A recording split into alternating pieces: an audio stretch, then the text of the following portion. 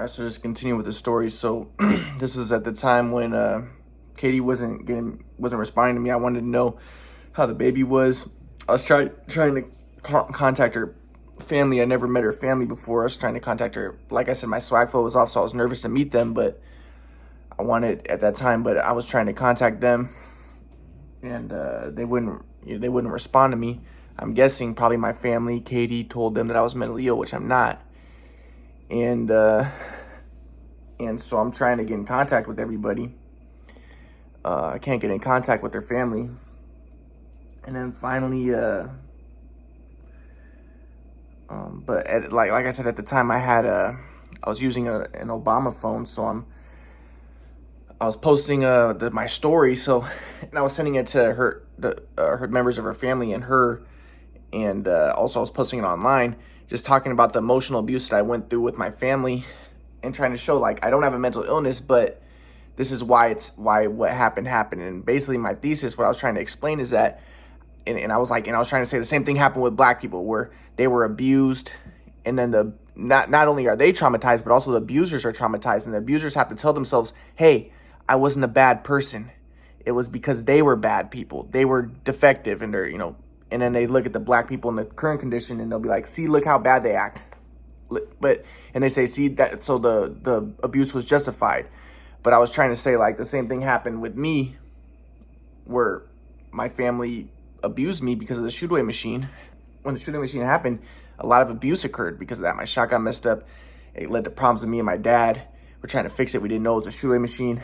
And my thesis was, right, the first thing when I showed my mom the Quadrant model in 2010, I showed her it. And the first thing she said was, oh, you have schizophrenia, and this is why your shot got messed up and why things went bad, because you started becoming mentally ill. And I was like, no. But the way that I analyze it is, I'm like, yeah, it makes sense that she wants to believe that I was mentally ill, because she wants to tell herself that I was defective so that she can feel better about herself for having abused me, her and my dad, because after the shooting, I was abused. It was a very abusive situation. There was so much trauma that occurred. And I quote unquote abused them too. Like, I wanted my dad to help me fix my shot. I didn't know what was wrong with my shot, and we're trying to fix it. It was a desperate situation. It was a terrible situation. But my point is that, my thesis was that, in order for my mom and dad to feel better about themselves, they immediately jumped on the idea that I was mentally ill, because they wanted to say, hey, that's what happened with his shot. He was mentally ill. Now we have a justification and an excuse for what we did to him. But the fact of the matter was, I wasn't mentally ill. It was a shoot away machine. And if I was acting different, crazy, whatever, I was trying to point out, it would not have happened if my mom and dad would have just talked to me and seen me. Like, the thing is, what I was trying to explain is that, for instance, like, if my mom and dad would just talk to me, and I wouldn't have been sent to Kauai after college, I wouldn't have wrote all this stuff online on Facebook. If I wasn't sent to Kauai, if they would have helped me get basketball videos, I wouldn't have wrote all this stuff. The only reason why I wrote all that stuff was because I was stuck on Kauai, and then my grandpa said the thing that I thought what made him a Nazi, where he was like, oh, Jews were parasites in Germany, and I was already a communist leftist, and like, I would have stayed a communist leftist, yeah, for sure. So maybe what happened was good, because it moved me out of that. But, if I wasn't stuck on Kauai, I wouldn't have wrote all the stuff I did online trying to get my basketball videos. If my mom and dad would have helped me just get the basketball videos, if I could just study it, I was doing incredible things. I had the videos. I want to study what I did. I want to get more videos, If my mom and dad would have just been there for me to talk to me and stuff. And the other thing was, there was two things that I think that happened. And I think the main thing was my grandpa too. He set up conditions that were terrible for me. Number one was when he was like, oh, the reason why Ryan is fighting with his dad is because, or having trouble with his dad, and this was in high school, is because he wants to be independent.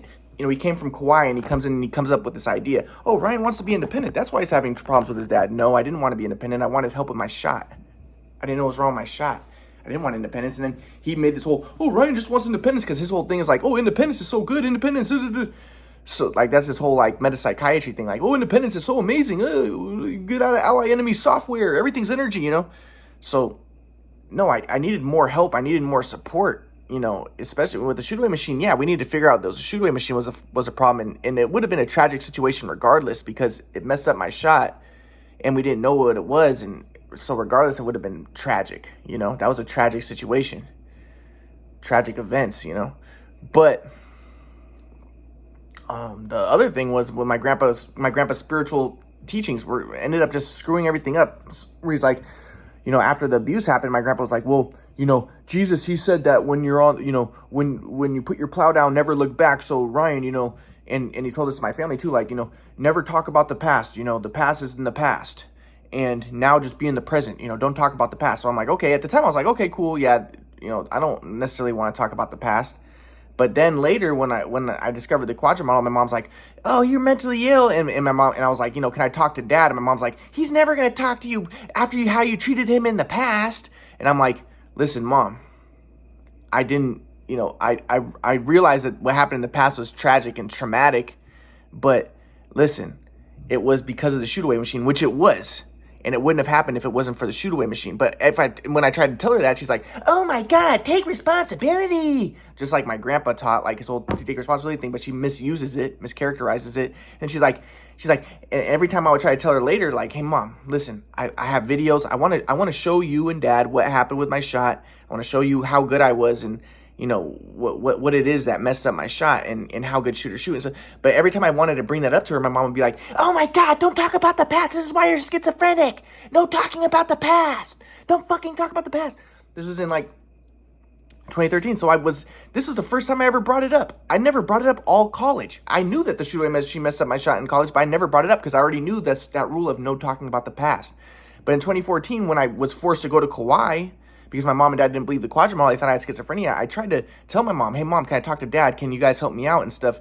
And my mom's like, "No, he's never going to talk to you. He hates you. Don't you remember how you treated him in high school?" Yeah, I do remember. It was because of the shoot away machine. But I tried to tell her, yes, that was a bad situation in high school. She's the one who's stuck in the past. But I'm like, "Listen, but it wasn't necessarily completely my fault. Can you listen? It was because of the shoot away machine. I know it.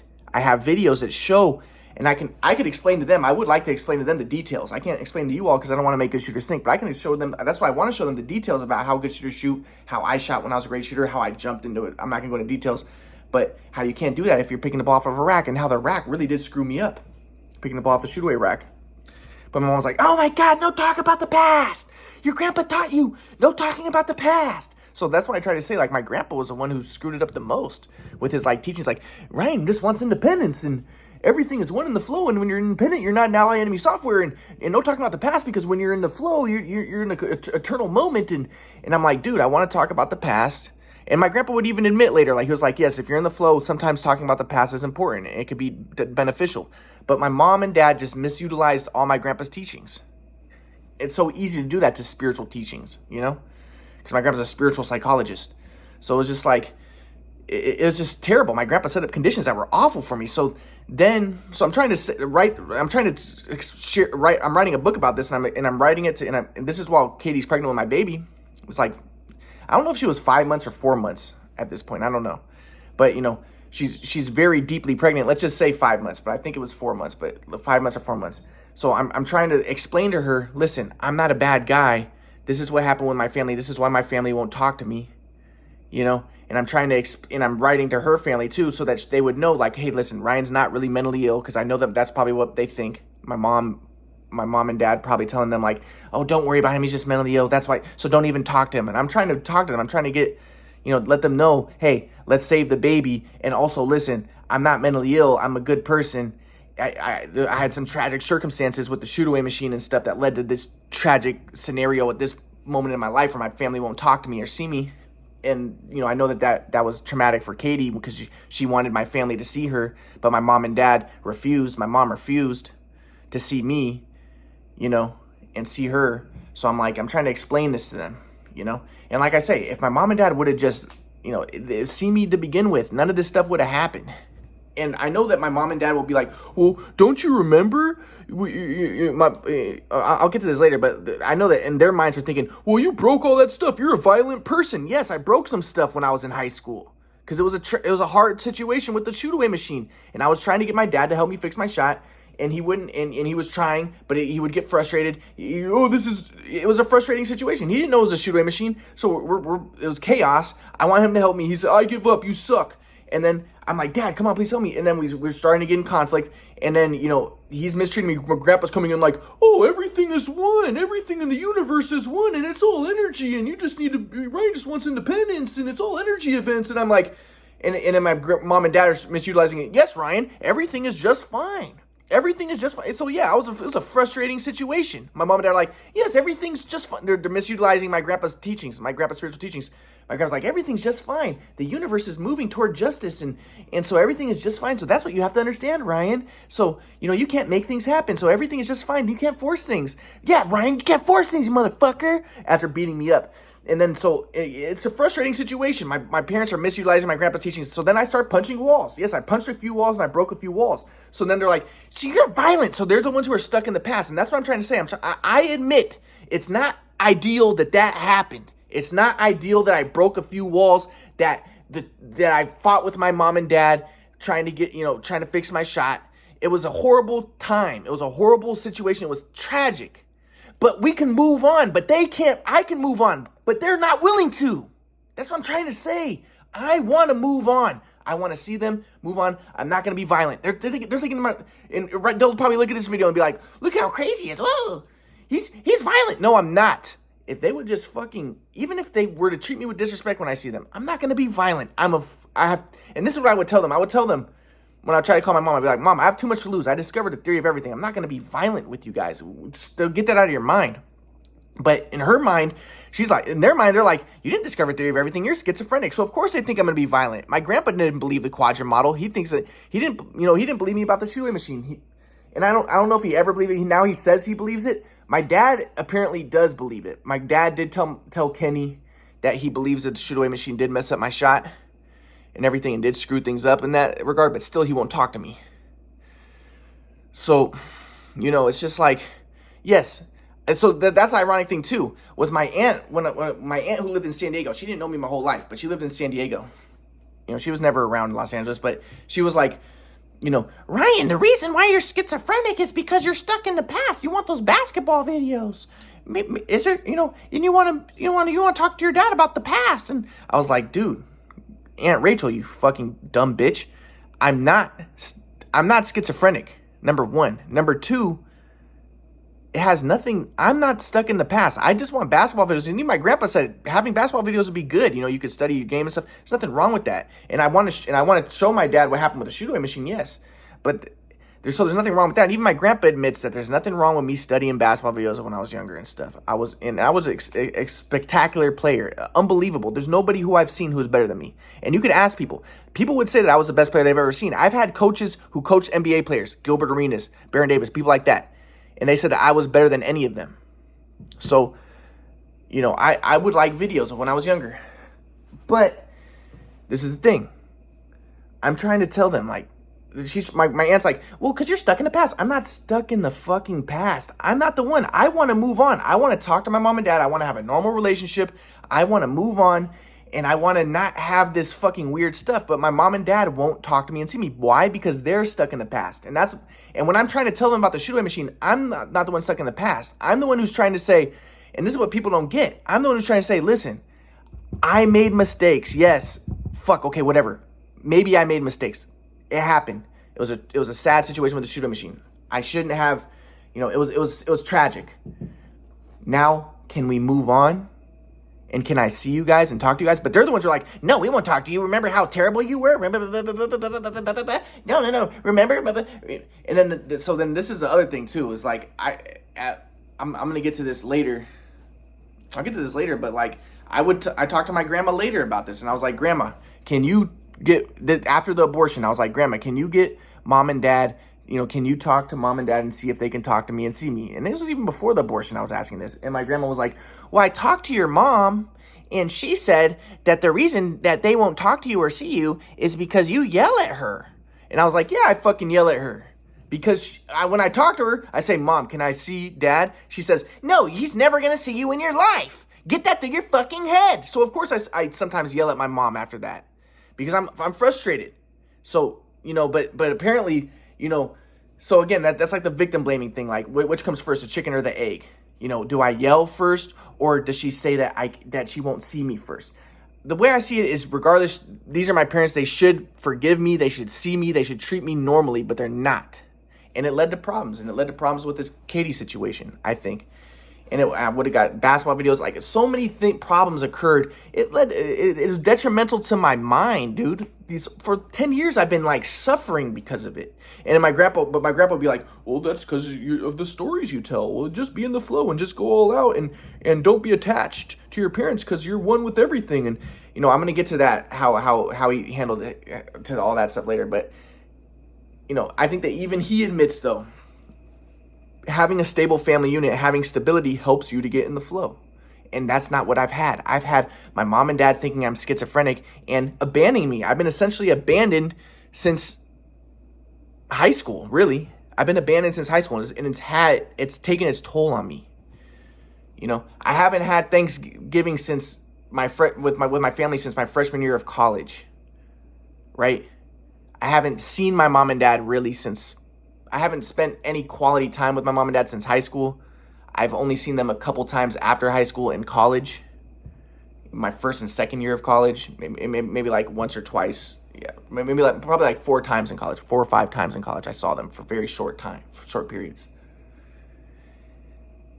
So it's like, and I saw them like one time after college when they tried to kick me out of my grandma's house. So, it's just ridiculous. But so I'm trying to explain this to Katie's family. I'm like writing all this stuff out and trying to explain it to Katie, and I'm putting this all online. And I'm talking about the emotional abuse that I've underwent with my mom, and just the trauma that I've undergone, and I'm fighting against my grandpa's ideologies. My grandpa's whole thing was like, just take responsibility, and and now I recognize, yes, I did have anti-white. I was anti-white, so I probably did express predator prey software and stuff. But my grandpa's whole thing, I'm gonna get to this more later. But my grandpa's whole thing, take responsibility. I always saw it as blaming yourself, but he'd be like, no, it's not blaming yourself, because there is no you.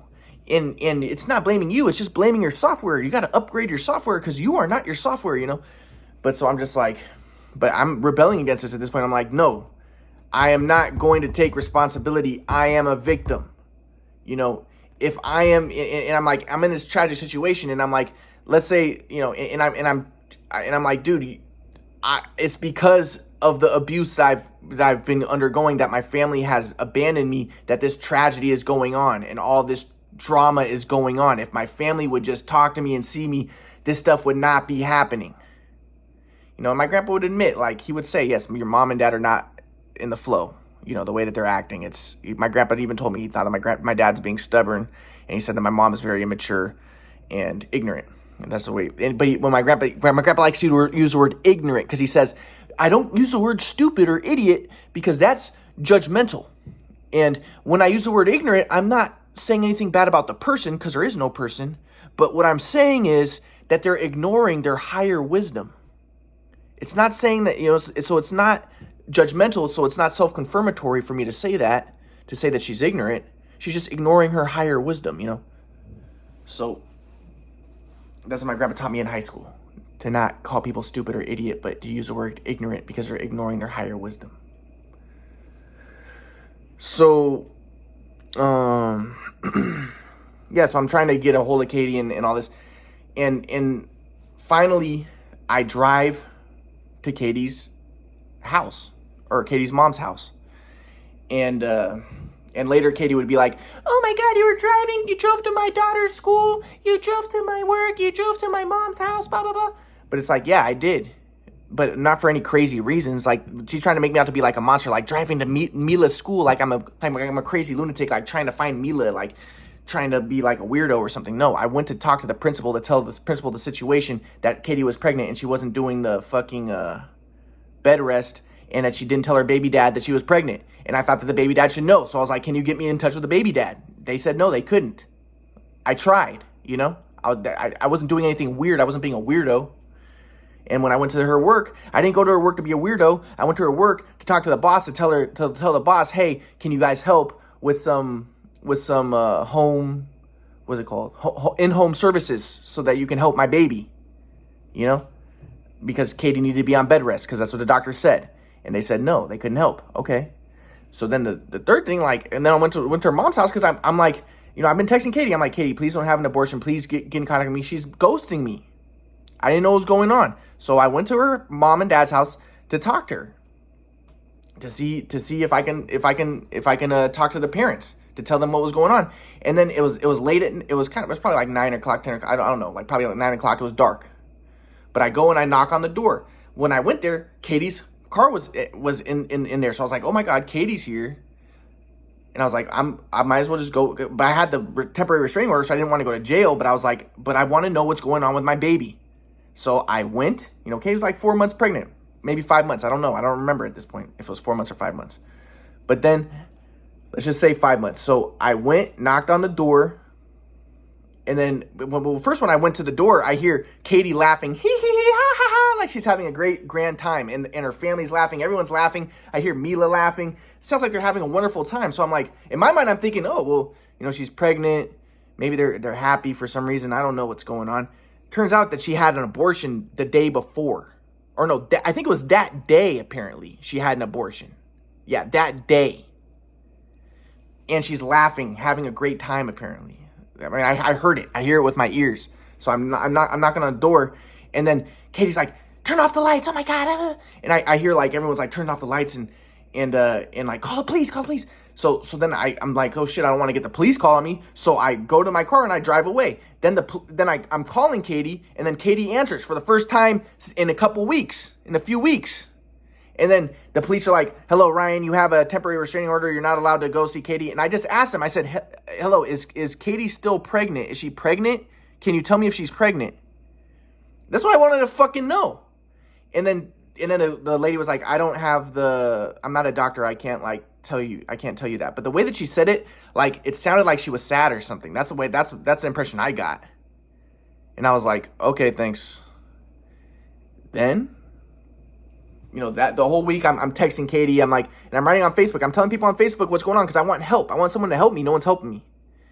And then about a week later, Katie's friend, I'm texting Katie. I'm like, Katie, also this whole time I was like, I'm going to go to Israel and play basketball in Israel. So I'll be out of everybody's hair, Katie and Mom. My mom was like, just go to fucking Israel and get out of all of our fucking lives. We hate you. Get out of our lives.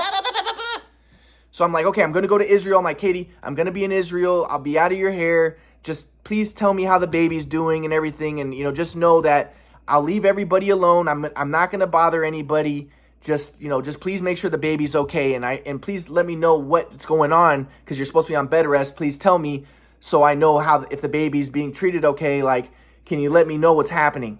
And then her friend Becca, who's a Jewish girl, again, she had a lot of Jewish girlfriends because she's probably a leftist liberal. And so her friend Becca texted me, messaged me on Facebook, and she says, the baby's dead. Like, the baby, the way she said it too was fucked up. Because I'm like, he was terminated last week. And I remember I was like, what the fuck? And then, but at the same time in my mind, I was very distraught and distressed. But at the same time, like, I wasn't completely surprised, I was just like, what the fuck? Oh, no, it wasn't last. Yeah, it was last week because it was, a week after I knocked on her door. And then, and I was like, I was just like, dude, I don't even give a fuck about the world anymore. I was like, fuck the world at this point. I was like, and at this point, I wanted to, I was hiding with the swag clothes, and I still am to this day, but I was just like, fuck the world. I don't even care about anything anymore. I was really just destroyed by it, dude. Because it's hard for me to explain now how destroyed I was, but I was really like fucked up for a while. For many months, I was to the point where I was gonna I think I was gonna snap. Like, I was starting to make like noises, like I was gonna snap, dude. I was like, there was so much shit going through. Like, there was also revenge. Like, I wanted to get revenge, but at the same time, I didn't want revenge because the main thing was I was afraid for Katie. Like, this was one thing. I was really afraid for Katie at this time. Like, there were also thoughts of revenge at times later. But the main thing was, like, I was sad for Katie and I was scared for Katie because I was like, dude, she just had an abortion. And I kind of loved her, I really liked her a lot. And I was just like, I was afraid that she was, if she was okay. The first thing I think I said to her was like, how is Katie? Is she okay? Because at this point I was like, okay, Katie had a cerclage. The baby was, I already knew that there was a high likelihood of problems for the baby. So at the same time, I was like, I was upset. But the main thing that fucked me up was my fear for Katie, that she had the abortion so late and that she was going to be fucked up by it. And I felt bad for her because of the whole situation. I'm like, dude, like I said, she was collateral damage. Like, I wanted to blame my parents, and later I would tell Katie, like, it was fucking my parents' fault for not seeing us. It's their fault that I didn't have the shoot away, that I didn't have the videos, that they haven't seen me for so long, and it's led to this fucking fucked up situation. But Katie was like, don't blame your mom. I love your mom. But of course she loves my mom, because my mom thinks I'm mentally ill and a piece of shit, and that's what Katie thought too, probably, But I was really distressed. But the main thing I was worried about, I'm not even joking, was I was really scared for Katie. But I was really upset, and I was upset about the baby. But the main thing was I was scared for Katie. And then, so I'll get to that in a minute.